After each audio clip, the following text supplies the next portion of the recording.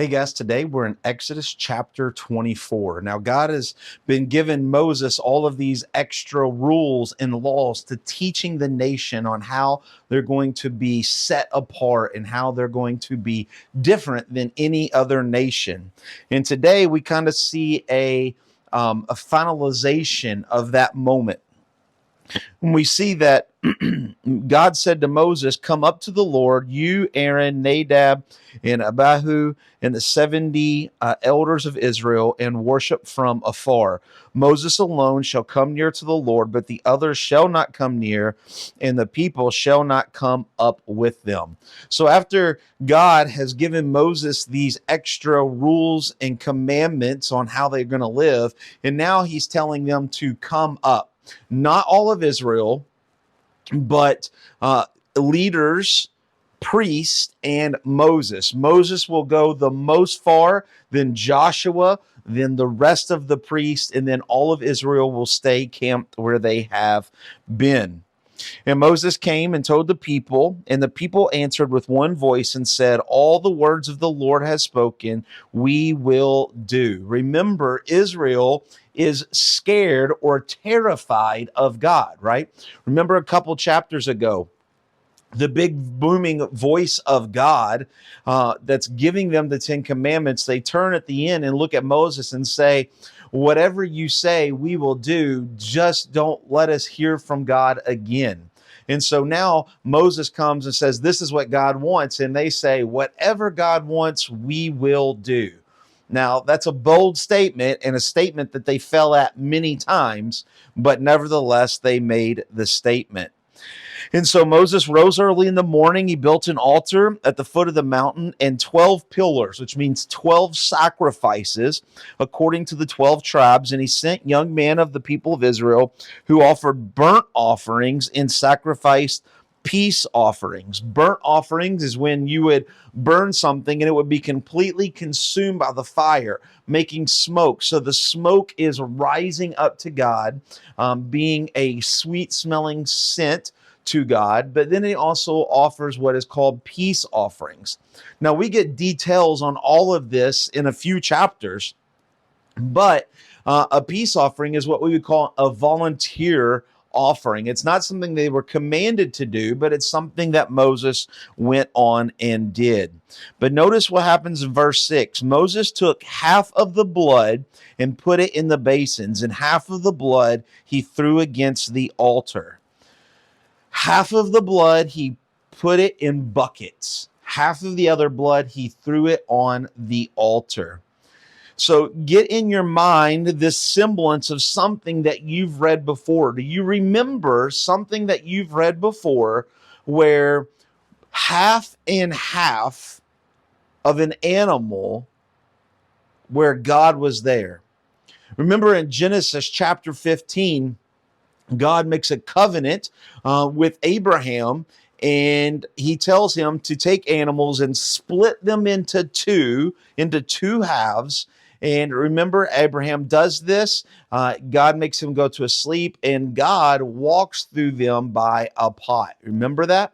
So we have half and half. Now we have half of the blood that was collected in basins and buckets and jars, and then we have half that was thrown on the sacrifice, on the altar. Let's keep reading and I'll explain more of that in a second.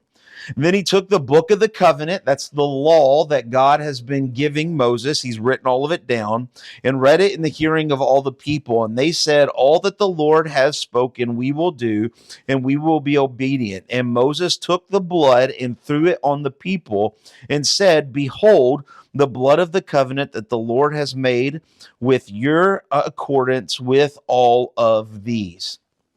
So half of the blood is on the altar. That's on God's side, right? The altar was sacrificed for God. Half of the blood is on the people. This covenant, unlike the Abrahamic covenant, where God said, "I will do this and I will do this," everything was dependent on God. Nothing was dependent on Abraham or mankind. The Mosaic covenant is now half dependent on God and half dependent upon man, on Israel, right? Remember what was said prior to this. He said, here's the words of God, and you will have to keep them, and then I will keep you, right? So man has to do something and God has to do something. So half of the blood is on God, half of the blood is on man, showing that both parties are responsible for the covenant. If Israel doesn't keep their half, then God does not have to keep his half, right? So man has to do it, then God does it. So that's why the blood is on man and the blood is on God, on the altar. Then Moses, Aaron, and Nadab, and Abihu, and the 70 elders of Israel went up, and they saw the God of Israel. Notice, though, they nobody's ever seen God. They don't see God. They see the very bottom of the foot of God. There was under his feet was like a pavement of sapphire stone, like the very heaven for clearness. Sapphire stone, blue, right? Think about this. In Revelations chapter 4, we read about the bottom of heaven, right? The floor of heaven. It says it's like a sea of glass, like looking through glass, looking through crystal. So here we kind of get the idea that they're looking up and they see the bottom of heaven, right? They don't see into heaven, they see the bottom of heaven. And so they're there, but notice verse 11. And he, talking about God did not lay his hand on the chief men of the people of Israel, and they beheld God and ate and drank. They're there, they can see heaven, but something is missing. God is not laying his hand upon them. There is no fellowship. There is no koinonia. There is no communion or relationship. God is here, they are here, but something is preventing relationship. Sin, right? He is holy, they are not. And so there cannot be fellowship. So God has not laid his hand on them. He is not having relationship with them because sin is in the way. And then it says that they ate and they drank, right? So blood and a meal confirms this covenant between man and God, right? Man must obey God's laws, and then God will keep them. And that is confirmed by each of them having blood and by eating a meal together. Blood in a meal confirms the covenant.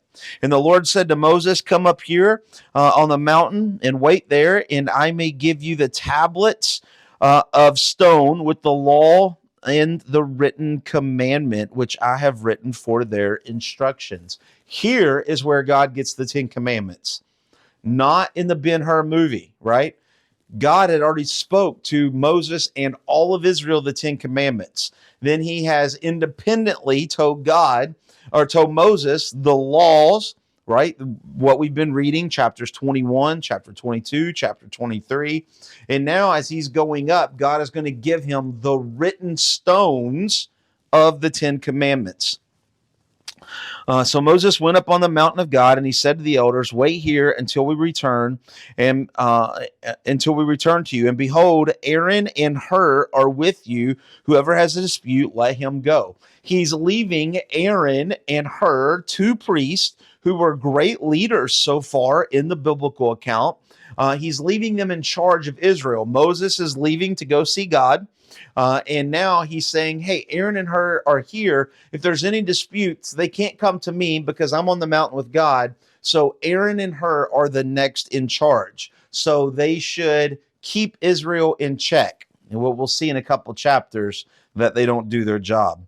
Then Moses went up on the mountain, and the cloud covered the mountain, and the glory of the Lord dwelt.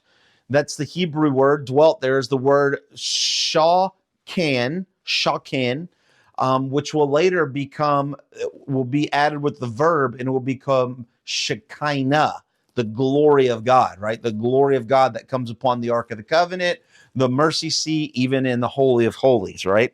So the Lord dwelt, had glory on the Mount Sinai, and the cloud covered it for 6 days. And on the 7th day, he called to Moses out of the midst of the cloud.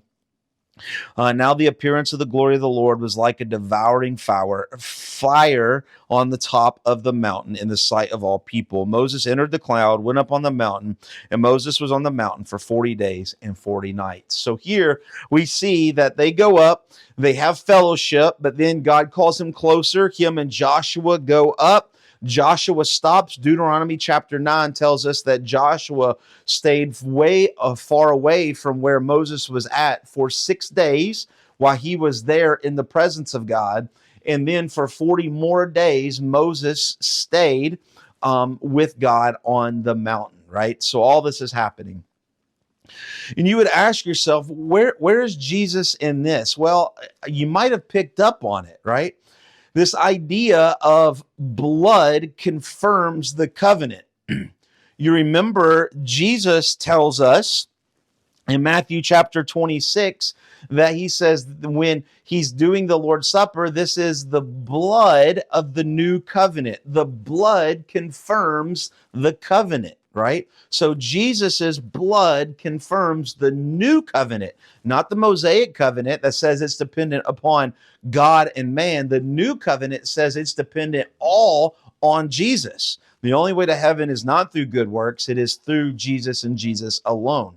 But not only that, what happens? What also confirmed the covenant? Not just blood, but it was a meal. It was during the Last Supper of sitting around with his disciples where he's having a meal and he takes the last cup of the meal and he says, "This is my blood," right? So a meal and blood still confirm the covenant. And so here, God does it with Moses and Israel in the book of Exodus. Jesus also does it in the gospel. So God is the same God of the Old Testament and the New Testament. They act the same way. They do the same things to confirm the exact same thing. So I hope that makes sense. And tomorrow we'll start on a whole new section of Exodus in Exodus chapter 25. God bless.